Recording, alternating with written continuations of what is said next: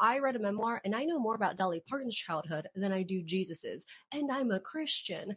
No matter where you stand, we can all agree that Jesus is the most important person in the history of human history, right? Like, I think we can all agree the impact that he had so long ago that still resides today. Why do we know nothing about his childhood?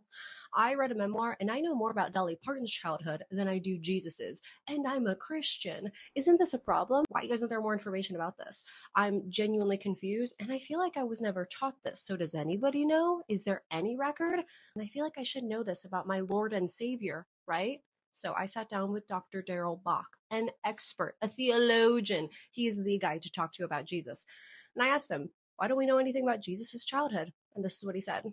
Looking at the Bible from the lens of a Sunday school Christian, we hear stories of him, you know, kind of preaching in the synagogues with his parents. You know, they kind of leave him behind. They find him preaching in that temple, in that tabernacle.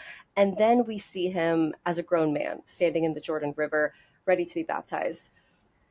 Why is there such a gap there? Because he wasn't doing anything. He wasn't doing anything related to ministry in that period. I mean, he was growing and living in his home with his parents, engaged probably in carpentry alongside Joseph, that kind of thing. But in terms of ministry and message, etc., nothing was happening during that period. So all that we have are a couple of scenes when he's born, around the time when he's born.